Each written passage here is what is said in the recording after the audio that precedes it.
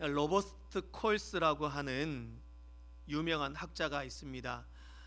이분은 어떤 사람이냐 하면 아이들을 연구하는 아동학자였습니다. 아이들이 어떤 스트레스나 아이들이 받는 고통들, 아픔들, 그것들을 연구해서 과연 그런 어려움이 이 아이들의 미래와 장래를 어떻게 바꾸어가고 만들어가느냐, 그런 것들을 연구를 했었습니다.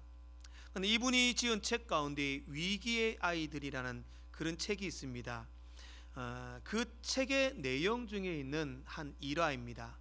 어떤 일화가 있었냐 하면 루비 브릿지라는 한 흑인 여자의 이야기였습니다.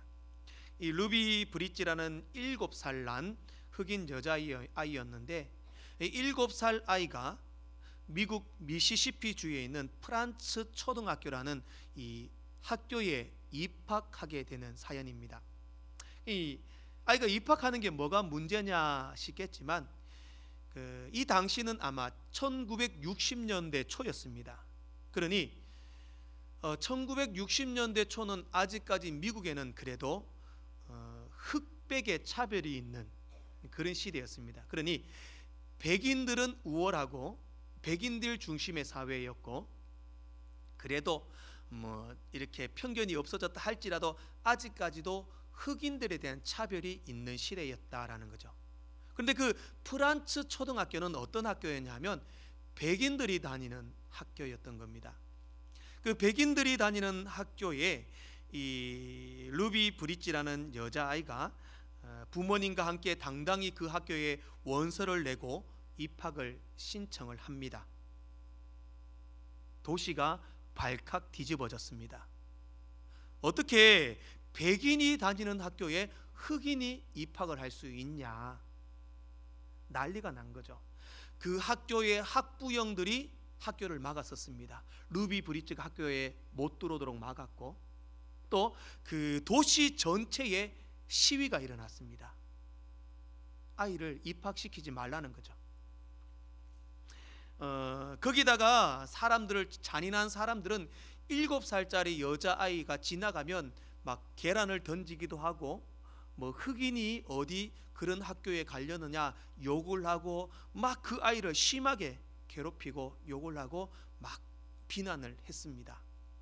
그럼에도 불구하고 이 아이와 부모님은 포기하지 않고 꿋꿋이 그 프란츠 초등학교를 입학하기 위해서 계속해서 입학 원서를 내고 결국 입학을 하게 됩니다. 입학을 했어도 쉽지 않았습니다. 계속된 이 백인들의 따가운 눈총을 받았고, 루비 브릿지도 학교에 들어가서도 계속 아이들에게 왕따를 당하는 겁니다. 백인들이 괴롭히고 힘들게 하는 겁니다. 그때 이 로버트 콜스 박사는 오늘 그 아동을 연구하면서 이 루비 브릿지라는 아이의 소식을 듣고 이 아이를 인터뷰를 하게 됐습니다. 그래서 굳이 그렇게 힘든데 왜 백인 학교에 가려고 하느냐, 그런 것에 대해서 묻고 상황을 알아보고 인터뷰를 하는 내용에 이런 내용이 있었습니다. 이 로버트 콜스 박사가 루비 브릿지에게 너는 그 백인 학교에 가는 거에 무섭지도 않느냐, 왜 그렇게 사람들이 너를 괴롭히고 힘들게 하는데 굳이 그 학교를 가야 하겠느냐, 그렇게 그 아이에게 물었다고 합니다. 그래서 그 아이가 한 말이 뭐냐면, 저도 무섭습니다. 그러나 예수님도 십자가에 못 박히고 달리실 때 무서우셨을 것입니다. 그러나 예수님은 거기에서 저들의 죄를 용서해 주십시오라고 기도하셨습니다. 저도 그래서 나에게 계란을 던지고 나를 괴롭히는 백인들을 보면서 저들의 죄를 용서해 주십시오라고 하나님께 기도합니다. 그러면 두려움이 사라집니다. 7살짜리가 할 수 있는 말은 아닌데 그렇게 대답을 했다고 합니다. 그리고 또 이 로버트 콜스가 다시 묻습니다. 그 아이에게, 그러면 그 백인 학교에 가는 게 매우 힘들 텐데 언제까지 그렇게 가려고 하느냐, 포기하는 게 낫지 않느냐, 그렇게 물었습니다. 그러자 이 아이가 또 이렇게 대답합니다. 나는 꿈이 있습니다. 언젠가는 모든 사람들이 내가 프란츠 초등학교 학생이라는 것을 인정할 날이 올 것입니다. 나는 그 꿈이 이루어질 때까지 기도하며 학교를 갈 것입니다. 그렇게 말을 했다고 합니다. 그래서 이 로버트 콜스 박사는 그 7살짜리 아이를 인터뷰하고 나서 저절로 그 7살짜리에게 고개가 숙여지더라는 겁니다. 어른인 나보다 낫다, 박사인 나보다 낫다, 그렇게 말을 하고 인사를 하고 돌아왔다. 오늘 이 7살짜리 아이는 자신의 꿈을 이루기 위하여 두 가지를 노력했습니다. 첫 번째는 기도했고, 두 번째는 포기하지 않았다. 2022년 새해를 맞이하여서 저는 오늘 우리 서부교회의 꿈과 비전, 또 여러분의 개인의 꿈과 비전, 가정과 자녀들의 삶의 꿈과 비전이 있을 줄로 압니다. 올 한 해는 반드시 그 꿈과 비전이 이루어지는 한 해가 되기를 축복합니다. 그렇다면 오늘 루비 브릿지가 그랬던 것처럼 우리는 기도하며 끝까지 참고 포기하지 말아야 한다. 그러한 교훈을 얻을 수 있습니다. 오늘 본문 속에서도 우리가 잘 알고 있는 가데스 바네아 사건입니다. 가나안 정탐을 하면서 12명의 정탐꾼이 가나안 땅을 40일 동안 정탐을 하고 돌아왔습니다. 잘 알다시피 똑같이 12명이 정탐을 했지만 10명은 어떻게 반응을 하냐면 우리는 저 땅에 들어갈 수 없습니다. 또 2명은 우리는 저 땅에 들어갈 수 있습니다. 상반된 서로의 반응을 보이고 있었습니다. 10명은 소리 높여 부르짖고 통곡합니다. 저 성은 견고하고 그 백성들은 강하고 신장이 장대하고 우리는 그들 앞에서 메뚜기 같습니다. 절대로 우리는 못 들어갑니다. 그러니 차라리 애굽으로 돌아가는 것이 나을 것 같다. 그렇게 원망하고 불평을 합니다. 또 다른 2명은 아닙니다. 저들은 우리의 먹입니다. 하나님이 함께 하시니 두려워할 필요가 없습니다. 우리는 저 젖과 꿀이 흐르는 땅을 반드시 차지할 것입니다. 그렇게 선포를 합니다. 저는 오늘 이 대목에서 꿈과 비전을 이루어야 할 믿음의 사람의 자세는 무엇인가? 오늘 루비 브릿지가 그랬듯이 기도하며 끝까지 도전하는 것, 해보지도 않고 포기하고 좌절하고 할 수 없다라고 절망하는 10명의 정탐꾼이 아니라 기도하고 하나님이 하신다면 할 수 있다는 그 2명 여호수아와 갈렙의 그 비전과 꿈을 이룬 모습, 오늘 그 모습이 우리의 모습이 되기를 소망합니다. 2022년 새해에 우리의 꿈과 비전을 다시 한번 점검해보고 말씀을 통해 놀라운 영광과 기적을 경험하는 복된 시간 되기를 소망합니다. 첫 번째로 비전의 사람은 미래지향적인 사람입니다. 내가 미래지향적인 사람인가 과거지향적인 사람인가를 한번 생각해 보면 됩니다.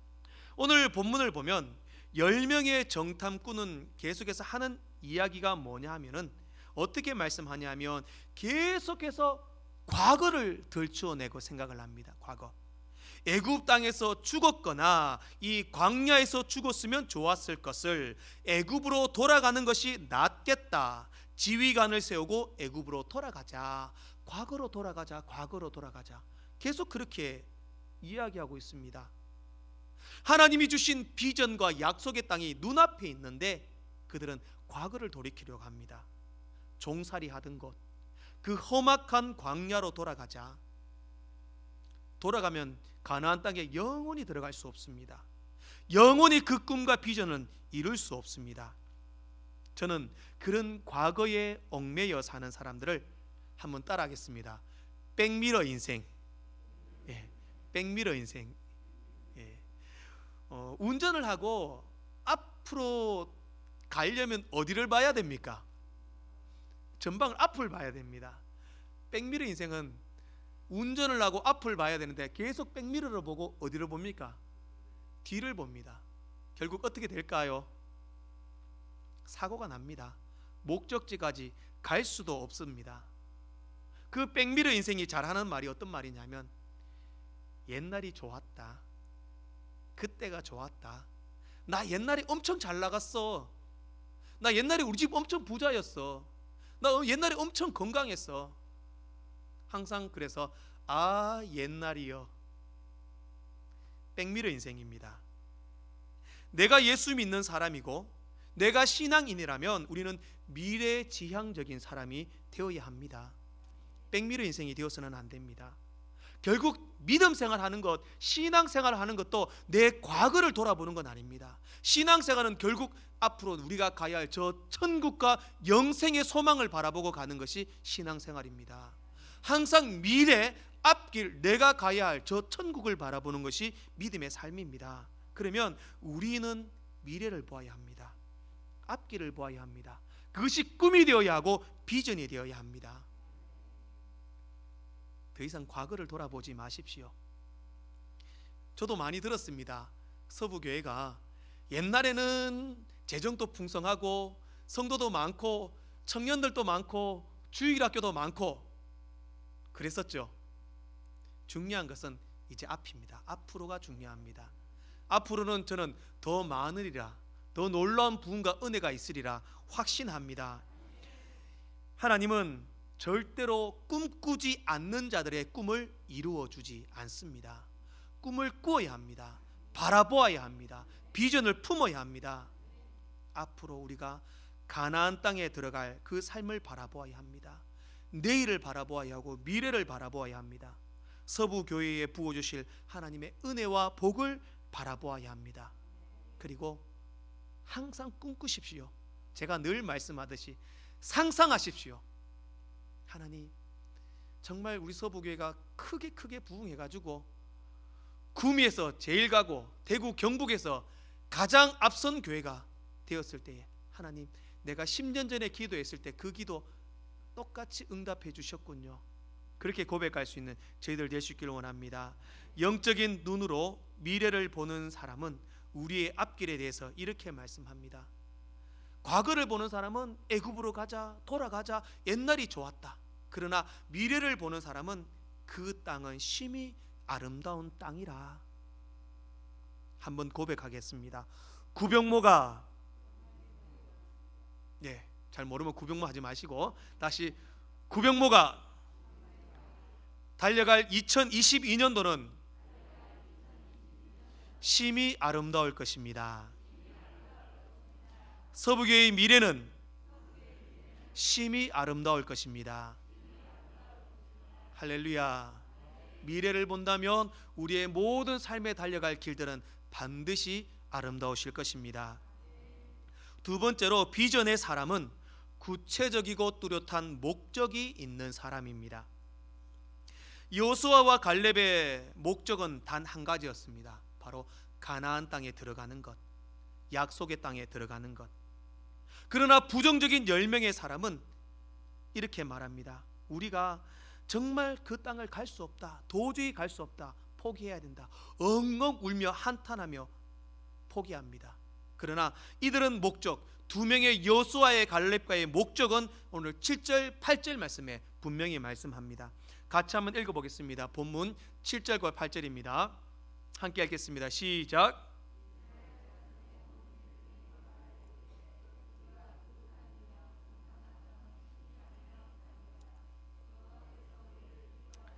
우리를 그 땅으로 인도하여 들이시고 그 땅을 우리에게 주시리라. 이는 과연 젖과 꿀이 흐르는 땅이니라. 아멘. 여호와께서 우리를 기뻐하시면 우리를 그 땅으로 인도하여 들이시고 그 땅을 우리에게 주시리라. 단서가 붙습니다. 분명한 목적과 목표는 그 땅을 차지하는 것인데 단서가 붙습니다. 조건이 있습니다. 여호와께서 기뻐하신다면, 여호와께서 기뻐하신다면, 주님이 기뻐하신다면 가나안 땅에 반드시 들어간다. 사람의 생각과 사람의 뜻은 상관없습니다. 주님이 기뻐하신다면, 바꾸어 말하면 하나님께서는 기뻐하시는 그 일을 이루신다는 겁니다. 내가 하는 것이 아닙니다. 하나님이 하십니다. 우리의 목적과 우리의 목표는 분명해야 됩니다. 하나님의 기쁨이 되는 것, 주님의 기쁨이 되는 것. 서부교회가 하나님의 기쁨이 된다면 서부교회의 기도의 제목, 꿈과 비전은 하나님이 이루십니다. 내가 하나님의 기쁨이 된다면 나의 소원과 기도의 제목은 하나님이 이루십니다. 우리 가정이 하나님의 기쁨이 된다면 우리의 가정의 소원과 기도의 제목은 하나님이 이루심을 믿으시기 소망합니다. 그것이 우리의 뚜렷한 목적과 목표가 되어야 합니다. 우리는 고민해 보아야 합니다. 나의 모습을 돌아보아야 합니다. 과연 나는 주님의 기쁨인가? 하나님께서 나의 모습을 기뻐하실까? 내 신앙의 모습, 내 말과 행동, 세상에서 내가 살고 있는 삶의 태도, 이런 것들을 하나님이 기뻐하실까? 하나님께서 기뻐하신다면 주님이 이루실 줄로 믿습니다. 주님의 기쁨이 되는 것이 여러분의 구체적인 목표가 되기를 소망합니다. 올 한 해 하나님께서 우리 서부교회에 더 크신 은혜를 베풀어 주실 줄 믿습니다. 반드시 앞으로도 하나님의 기쁨이 되는 교회, 주님의 기쁨이 되는 우리 모든 믿음의 성도들 되셔서 하나님의 기쁨 가운데 구체적인 목표를 세우고 달려갈 때에 이루시리라, 역사하시리라 믿고 달려가는 여러분들 되시기를 소망합니다. 마지막으로 비전의 사람은 영적인 사고를 하는 사람입니다. 오늘 그 10명의 정탐꾼과 여호수아와 갈렙이 하는 이야기를 보면은 세속적인 사고인지 영적인 사고인지가 나타납니다. 왜냐하면 이 10명의 정탐꾼이 말하는 바는 어떤 거냐면 계속해서 하는 말이 그들은 우리보다 힘이 셉니다. 우리는 약합니다. 그 성은 튼튼하고 견고합니다. 우리는 들어갈 수 없습니다. 우리는 싸워서 이길 수 없습니다. 우리는 메뚜기와 같습니다. 그들은 너무 크고 장대합니다. 이것이 바로 세속적인 사고입니다. 세속적인 사고는 세상의 힘의 논리에, 가지고 가지지 못함에, 강하고 약함에, 들어갈 수 있나 들어가지 못하나, 거기에 세속적인 사고가 있습니다. 그러나 영적인 사고, 영적인 생각은 그런 생각을 하지 않습니다. 할 수 있다 없다, 그것보다도 먼저 하나님이시라면 어떻게 하셨을까? 이것이 영적인 사고입니다. 모든 생각과 내가 하는 일에 하나님을 포함시키는 것. 하나님이 주신 땅이다, 하나님이 함께 하신다, 하나님께서 기뻐하신다면 그 땅은 우리가 들어갈 수 있다. 영적인 사고를 하는 사람은 계속해서 하나님을 찾습니다. 세속적인 생각을 하는 사람은 싸워야 한다, 이겨야 한다, 진다, 강하다, 약하다, 인간적인 생각밖에 할 수 없다라는 것입니다. 이 시간은 오늘 14장 1절 말씀에 보면은 그런 세속적인 생각을 했던 10명의 정탐꾼은 어떻게 하느냐? 그들의 반응이 온 회중이 소리 높여 부르짖으며 백성이 밤새도록 통곡하였더라. 왜? 세속적인 생각을 했기 때문에, 세상적인 생각을 했기 때문에 우리가 약하고 차지하지 못하고, 그러니 부정적인 생각을 할 수밖에 없습니다. 과거로 돌아가고 싶고 도망하고 싶고 불안과 염려 속에 살아갈 수밖에 없습니다. 그러니 소리 높여 부르짖으며 밤새도록 통곡하며 괴로워한다는 겁니다. 저는 이런 생각을 해봅니다. 이 10명의 부정적인 이 사람들이 이렇게 울고 통곡하고 밤새도록 부르짖을 동안 오히려 하나님께 기도했더라면, 하나님, 그들 강하던데 우리에게도 힘 주십시오, 담대함 주십시오, 우리가 이겨 그 땅을 차지할 수 있도록 하나님 우리의 마음에 감동을 주십시오, 주님을 바라보고 하나님의 도우심을 구했더라면 과연 그들은 40년 동안 광야에서 방황하지도 않았을 것이고 모두가 가나안 땅에 들어가 아름다운 삶을 누릴 수도 있었지 않겠는가, 그렇게 생각을 해봅니다. 세상적인 생각, 부정적인 사고는 우리를 더 힘들게 합니다. 과거에 얽매여서 불안해하고 걱정하고 힘들어하는 삶을 살아가게 됩니다. 영적인 생각을 하십시오. 여러분의 모든 말과 행동에 하나님을 포함시키십시오. 하나님이 하시면 하실 수 있다. 하나님이 책임지시면 내 삶이 달라질 수도 있다. 그것이 영적인 생각입니다. 내가 하려고 하면 아무것도 할 수 있는 것이 없습니다. 하나님이 기뻐하신다면 내 소원을 이루시리라. 긍정적인 사고로 하나님이 이루실 비전을 바라보시기를 간절히 소망합니다. 우리가 달려갈 2022년도는 앞으로 그 2022년도의 주인, 그 미래의 주인은 우리 하나님이신 줄 믿습니다. 그 하나님을 믿으십시오. 그리하면 영광을 보게 되실 것입니다. 우리 이 시간 함께 기도하겠습니다.